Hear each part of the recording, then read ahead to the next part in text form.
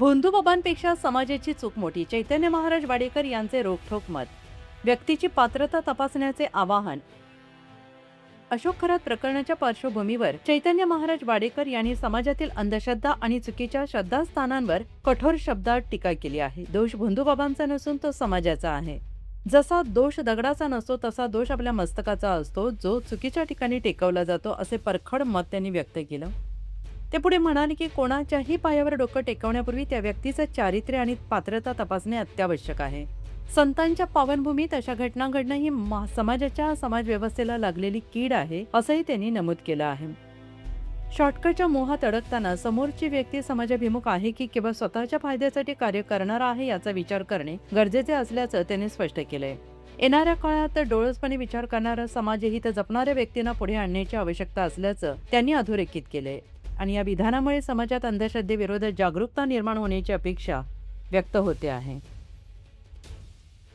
सगळ्यात महत्त्वाची गोष्ट, हा जो तुम्ही प्रश्न विचारला आहे, नाशिकचं प्रकरण असेल किंवा गेल्या काही वर्षातली महाराष्ट्रातली वेगवेगळी प्रकरणं असतील, आपण सगळेजण पाहतोय की सातत्यानं अशा प्रकारचे प्रकार, अशा प्रकारच्या गोष्टी थांबण्याचं काही नाव घेत नाही. आणि त्याचं कारण असं आहे की ह्या भोंदूबाबा बुवांनी आपली जी दुकानं थाटली आहेत, दोष फक्त ह्यांचा नाही आहे, दोष लोकांचा आहे. मी नेहमी गेल्या काही दिवसांपासून सातत्यानं सामान्य पातळीवर लोकांना हे सांगण्याचा प्रयत्न करतो आहे की दोष त्या दगडाचा नाही, दोष त्या मस्तकाचा आहे, जे चुकीच्या ठिकाणी झुकलं जातं आहे. आणि म्हणून येणाऱ्या काळामध्ये आपण कुणाच्याही चरणावर डोकं ठेवत असू, कोणाचंही दर्शन घेण्यासाठी, नमस्कार करण्यासाठी कोणाच्याही पायावर वाकत असू, तर आपण सर्वात अगोदर त्यांचं चारित्र्य आणि त्यांची पात्रता तपासली पाहिजे.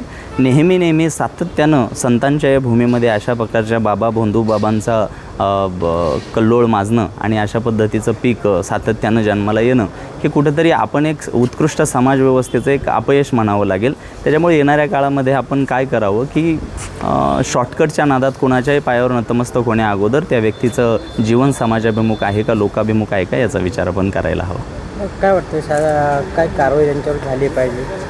कारवाई सगळ्यात महत्त्वाची या अंगानं व्हायला पाहिजे की येणाऱ्या काळामध्ये अशा भोंदूबाबांच्या बाबतीतलं अनुकरण दुसरं कोणीही करण्याचा प्रयत्न केला नाही पाहिजे.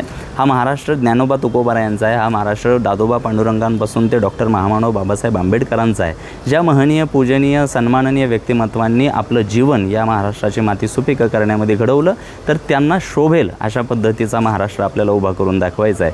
येणाऱ्या काळामध्ये अशा भोंदूबाबा बुवांचं पीक जन्माला येणार नाही याची काळजी घेण्यासाठी आपण अत्यंत डोळसपणानं, पारदर्शीपणानं, विद्वत्ता आणि समाजाभिमुख कार्य असणाऱ्याच लोकांच्या पायावर डोकं टेकवलं पाहिजे. जनतेला काय आव्हान?